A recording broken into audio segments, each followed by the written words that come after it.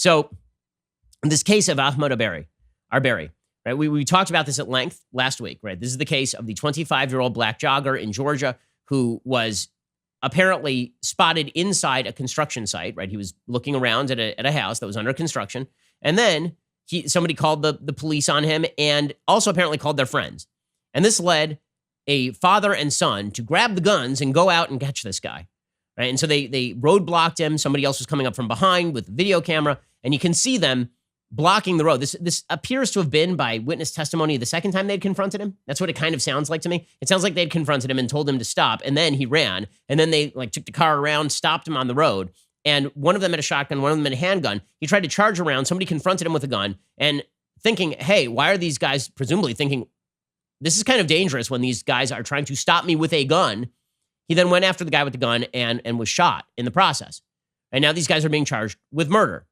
Right? They should certainly be charged with at least manslaughter, because the fact is that you don't go vigilante style trying to capture people when there is no evidence that a crime was committed in the first place. It is not a crime to walk around an open construction site. That is not a crime.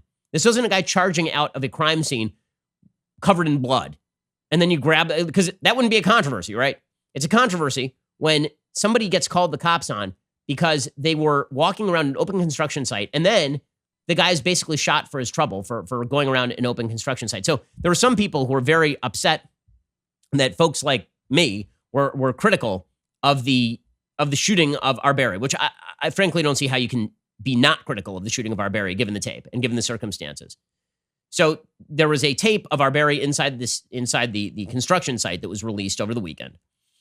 And it basically shows Arbery walking around, again, in an open construction site. That's pretty much all it shows. You know, there he is. He's walking. And you can see him kind of jogging into this open construction site because there's a commode out front. And then he leaves. And there was tape from inside the house as well. Right? You can see somebody spotting him and calling the police, I think, is what we are seeing on this tape, if we are contemporaneously describing. So he comes on out, and then he is going to jog away. Now, it is not a crime to be in an open construction site. And in fact, the homeowner who is linked to this case, and there's a picture of Arbery inside the construction site, a homeowner said his residence was never burglarized. He said, I've never had a police report or anything stolen from my property or any kind of robbery. He was having a waterfront home built in Brunswick, this homeowner. The 911 audio from before the shooting shows a caller reporting a black man in a white t-shirt at a house under construction. The operator asked if the subject was breaking into it, and the guy said, no, it's all open, it's under construction. He's running right now. There he goes right now. And the operator asked what the man in the white t-shirt was doing. The caller said the person was running down the street. The operator asked again, saying she needed to know if the man in white was doing anything wrong. The audio was somewhat garbled, but the caller said the man had been recorded on camera before as an ongoing thing. He also mentioned the man building the house was probably not going to finish it because of heart problems. So, again, no crime was actually being committed in this particular case. So everybody was basically on board with this investigation. It turns out that probably what happened here is that the person, the elderly man, the older man, who's I think 65, who was the father in this particular case, was very tight with the DAs, and one specific prosecutor decided to kill the charges. So it was an insider issue, right? It was an insider corruption issue is what it appears to be. Now, the Georgia state government is asking the DOJ to investigate the handling of the Arbery killing, not just the killing, the handling of the killing. The Georgia state governor has denounced the slaying as horrific. President Trump called the shooting heartbreaking and very disturbing. Attorney General Chris Carr said in a statement, we are committed to a complete, transparent review of how the Arbery case was handled from the outset. The family, the community, the state of Georgia deserve answers. We'll work with others in law enforcement at the state and federal level to find those answers. S. Lee Merritt, the lawyer representing Arbery's parents, applauded the move to further examine what he called the potential cover-up of a murder. He said, we've requested the involvement of the DOJ since we first took this case. There are far too many questions about how this case was handled and why it took 74 days for two of the killers to be arrested and charged in Arbery's death. Okay, that is, all of this is a good thing. Okay, this is why it's good that the video came out, because the right thing is happening.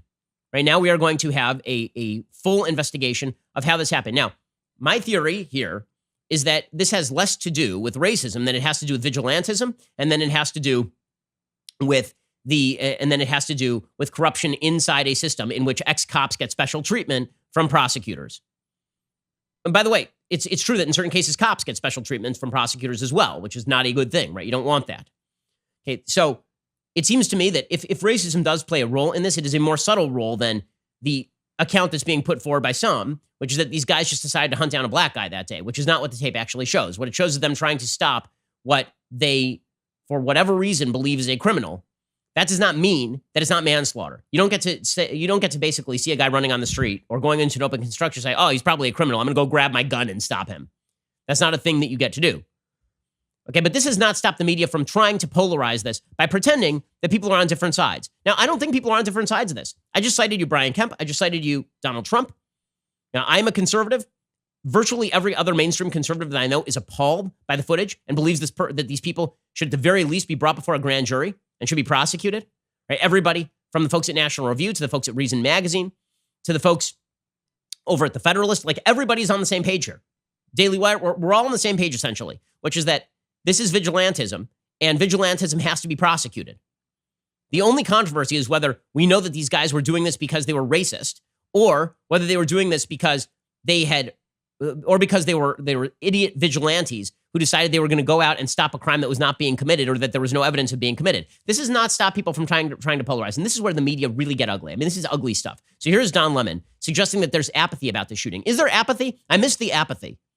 Because I talked about this for half an episode last week, nearly a full episode last week. Everybody else I know has talked about this. There have been a variety of articles written about this and some interesting think pieces. Like, there's no apathy. I don't know what Don Lemon is talking about here. We are tired of jumping on everyone else's bandwagon to help everybody else.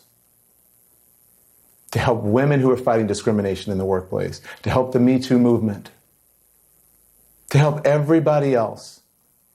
LGBTQ communities. When are people going to care? Us too. Us too. When are people going to hashtag us too? When are people going to care about our issues? Why should African Americans care about opening up this country and rebuilding the economy if you're going to rebuild the economy on our backs when we are the people who are dying? What? Why should black people care about reopening the economy? Because they're part of the economy. Who's saying that they want black people to die? Like, this is just sheer malicious bullcrap from Don Lemon. Who doesn't care about black people? Who is saying that it's that like, really, what is he talking about? It's a deliberate attempt to polarize in a time when, again, there are not very many Americans who are saying this should go uninvestigated and unindicted. But this sort of nonsense continues. The Atlanta mayor tried to blame Trump, tried to suggest that these guys were given permission by Trump to go black people hunting in the middle of Georgia. It's insane. I'm sorry, this Mayor Keisha Lance Bottoms in Atlanta. With the rhetoric that we hear coming out of the White House, in so many ways, I think that many who are prone to being racist are given permission to do it in an overt way that we otherwise would not see in 2020. Because you have to remember, Jake, you know, in cities across this country, even if local leadership fails, there was always the backstop of our Justice Department to step in and make sure that people are appropriately prosecuted. But we don't have that leadership at the top right now. The DOJ is doing an active investigation right now. And then there was a Vanderbilt professor who tried to connect the Arbery shooting with the anti-lockdown protests, suggesting that somehow it's the same, you know, we're a country that allows anti-lockdown people to go to the Capitol with guns and they don't get shot. But if you're a black man running on the street, then you will get shot. Okay, well, the people who did the shooting in Georgia are the ones who are getting prosecuted, and they are white. What are you talking about? If you commit a crime, you should be prosecuted in the United States, obviously. And everyone who doesn't agree with this is an idiot. Here's this Vanderbilt professor trying to, you know, talk about how America is deeply racist when we're all on the same side. I've said for 1,000 times, we're all on the same side of this sort of stuff. When a bad racist things happen, we're on the same side. Here he is. I would say that the bigger context here about the ways in which guns have been constructed as symbols of white, kind of white privilege in a way, the ways in which guns, particularly carrying guns in public like this, has been constructed as a way of kind of showing a particular form of white authority, I think provides a lot of the context for a lot of these shootings that we're seeing, and particularly the Arbery shooting. Okay, what? Why does that provide context? What context? And by the way, when I speak of cases that are not getting national attention, Here's another one. Okay, so here's one that's not getting national attention. Why? Because the right thing happened. When the right thing happens, it doesn't get national attention. When the wrong thing happens, in this case, what appears to be an insider job, then it gets national attention. So here is an example. So there is a case, this is from New Hanover County in, I believe, North Carolina, in which an all-white mob led by an off-duty New Hanover County Sheriff's deputy terrorized a teenager and his family over a case of mistaken identity. In a letter addressed to New Hanover and Pender County District Attorney Ben David, James Lee claims the armed group of people, all white, knocked on the door of the home of Monica Shepard late Sunday night. Shepard was asleep, but her son Damien, a high school senior, was awake and playing video games in front of the home located in the Avondale community in Pender County. The Shepards are black. When Damien answered the door, Leah said the group demanded to know information about a young missing girl. The group was apparently looking for an individual named Josiah who lived next door but left the neighborhood a month earlier. Leah says Damien identified himself by name several times. The group continued to press for information he didn't have. There was a person carrying an assault weapon, another with a shotgun, according to the letter. Also part of the group was an off-duty member of the New Hanover County Sheriff's Office. When Damien attempted to shut the door after telling the group who he was, the New Hanover County deputy stuck his foot in the door and demanded to come inside. Okay, this is scary stuff, obviously. The deputy blocked her from closing the door as the group demanded to come inside. The attorney said Pender County deputies made no attempt to detain or identify members of the mob, but on Friday, District Attorney Ben David and Pender County Sheriff Alan Cutler held a press conference to announce criminal charges in the incident. David announced that Deputy Keita became former Deputy Keita. They fired him. He's being charged with forcible trespass, breaking and entering, willful failure to discharge duties. Another man is being charged with going armed to the terror of the community. Okay, so why isn't that a national controversy? Because the prosecutors did what they were supposed to do. So in other words, what members of the media like is when somebody does something corrupt and bad, so they can try to impute that bad action to the entire country, as opposed to when the prosecutors do the right thing. Like in the case of Walter Scott in South Carolina, the black man who was shot in the back by a police officer, and then the police officer tried to fabricate evidence, and that guy went to jail for death, for murder. That's not a national controversy because we're all on the same side, right? Because the people did the right thing. I hope you enjoyed that clip from The Ben Shapiro Show. If you did, go ahead and hit the subscribe button so you stay up to date on all of our future content.